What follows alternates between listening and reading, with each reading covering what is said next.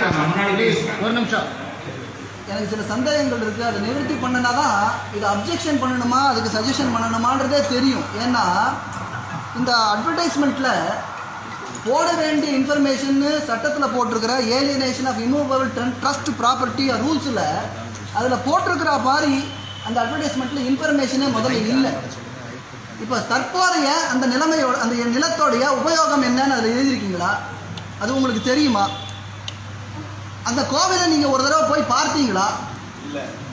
அதோடைய நிலைமை உங்களுக்கு தெரியுமா?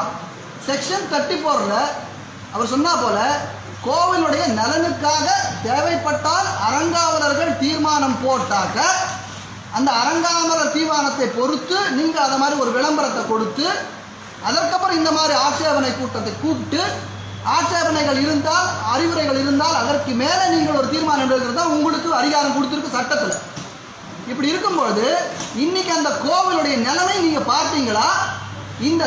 இந்த விற்க போகிற இந்த நிலத்தோடைய நீங்கள் விற்கிறேன்னு சொல்கிறீங்களா? ஆல்ரெடி கொடுத்துட்டீங்க, அது வேறு விஷயம்.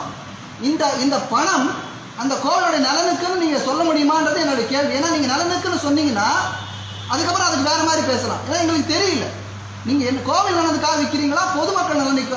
அட்வர்டைஸ்மெண்ட்டில் பொதுமக்கள் நலனுக்கு இருக்கீங்க. அந்த கோவிலை நீர் போய் பார்த்தீங்களா ஒரே ஒரு வாட்டி? நீங்கள் ஆசிரியர்கள் தானே, அந்த கோவிலோட நிலைமை தெரியுமா? பார்த்தீங்களான்னு என்னுடைய அதுக்கு மற்ற சந்தேகம் எனக்கு சந்தேகம் இருக்கு. அந்த கோயில் வந்து பராமரிப்பு புனரமைப்பு செய்யறதுக்கு இல்லை, நான் கேட்ட கேள்வி சார் கோயிலை போய் பார்த்தீங்களான்னு கேட்டேன். நீங்கள் தானே ஆர்டர் போட்டிருக்கீங்க, இந்த அட்வர்டைஸ்மெண்ட் கொடுத்தது நீங்கள் தான், மிஸ்டர் பிரபாகரன் IAS. நீங்கள் அந்த கோவிலை போய் ஒரு வாட்டி பார்த்தீங்களா? உங்கள் கூட இருக்கிறவங்கள நிறைய பேருக்கு எஃப்ஐஆர் இருக்கு. நான் போட்ட எஃப்ஐஆர்ல அவங்க இருக்காங்க. அவங்க எப்படி அந்த மேடையில் உட்காராங்கன்னு எனக்கு தெரியல.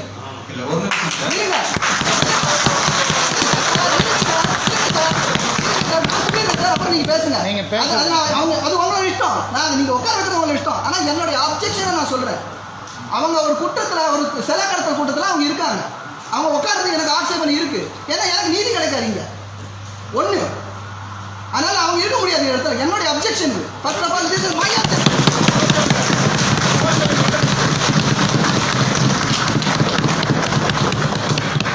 அவர் பக்கத்தில் இருக்கவர் யாரும் எனக்கு தெரியாது. அவரால் சொல்ல முடியும், எனக்கு தெரியாது. இல்ல சரி, ஓகே ஓகே. இல்லை எனக்கு தெரியல. எனக்கு நீங்க வந்து உட்காந்து சார் நீங்களே உங்களை இன்ட்ரடியூஸ் பண்ணிக்கல. ஒரு ப்ரொஃபஷனலாக இருக்கணும் சார். நீங்கள் வந்து நான் இன்னார் இவர்கள் இன்னார் அப்படின்னு ஒரு அறிமுகம் பண்ணிட்டு ஒரு மீட்டிங் ஆரம்பிக்கணும். நீங்கள் உங்களுடைய இந்த மீட்டிங் கண்டக்ட் பண்ணுற விஷயத்திலேயே எங்களை எவ்வளோ உதாசீனப்படுத்துறீங்கன்னு உங்களுக்கு தெரியணும். எங்களை நாங்கள் மதிக்கிறதுனால என்ன ஒரு ப்ரொஃபஷனலிசமாக இந்த மீட்டிங் ஆரம்பிக்க கூடாதா? இந்த கோவில் உங்கள் கோவில் பேரை கூட நீங்கள் இன்னும் சொல்லலை. அர்த்தநாதீஸ்வரர் கோவில்னு கூட நீங்கள் பேரை சொல்லாமல் நீங்கள் ஆரம்பிக்கிறீங்க. கள்ளக்குறிச்சியில் வீர சோழபுரம்ன்ற பேரை கூட சொல்லாமல் ஆரம்பிக்கிறீங்க. நான் ரெக்கார்ட் பண்ணி வச்சிருக்கேன், போட்டு காமிக்கிறோம்.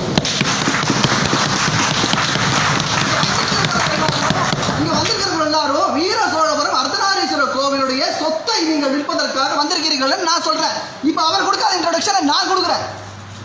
வீர சோழபுரம் நாரீஸ்வரர் கோவில் என்பதை அர்த்தநாரீஸ்வரர் கோவில் என்று தவறாக இந்து அரசாங்க அறநிலையத்துறையில அந்த கோவிலுடைய புஞ்சை நிலம் 14.09.00 ஹெக்டேர் 35 ஏக்கர் நிலத்தை பொது நலத்தை முன்னிட்டு விற்பதற்காக இந்த கூட்டம் கூட்டப்பட்டுள்ளதுன்னு நீங்க சொல்லிருக்கணும் சார். IAS அதிகாரி நீங்க அப்படி பண்ணீங்களா சார்?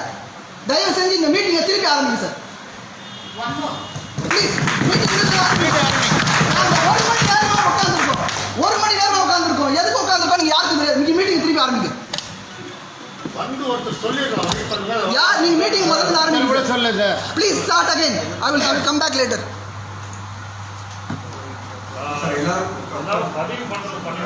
இல்ல அவர் என்னத்துக்கு மீட்டிங் கூப்பிட்டோம்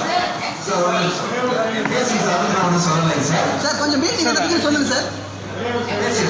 ப்ளீஸ் நான் சொல்றேன், என்னோட அப்ஜெக்ஷன் சொல்றேன். என்ன பர்பஸ் என்ன சார் இந்த மீட்டிங்? என்ன பர்பஸ் சொல்லுங்க. அது சொல்லணும்ல, எதுக்காக வந்துருவோம் நாங்கெல்லாம்? சார் எது இருந்தாலும் நம்மளுடைய இந்து தர்மத்துல முறைப்படி ஆரம்பிக்கிறது தான் அது ஒரு மரியாதை. அதுவே அடிப்படையில இங்க இல்ல. உங்களை வந்து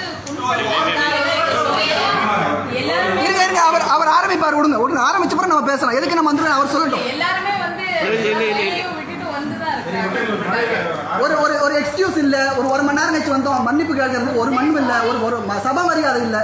ப்ளீஸ் கொஞ்சம் கரெக்ட் பண்ணிக்கங்க சார். வணக்கம் சார். வணக்கம் சார். நான் வந்து ஒரு மணி நேரம் வந்ததுக்கு நான் மன்னிப்பு கேட்கிறேன். சந்தோஷம். வணக்கம் சார். வணக்கம் சார். சந்தோஷம். நான் வந்து அந்த மாதிரி ஆஃபீஸர் இல்லைங்க சார். சந்தோஷம். நான் வந்து முறைப்படி நான் எல்லாருக்குமே வந்து மரியாதை கொடுத்து இந்த அலுவலகத்தில் பணியாக இருந்தாலும் சரி எல்லாருக்கும் நான் வந்து எப்பவுமே வந்து மனிதாபிப்போட நான் நடந்துக்கிற ஆஃபீஸர் சார்.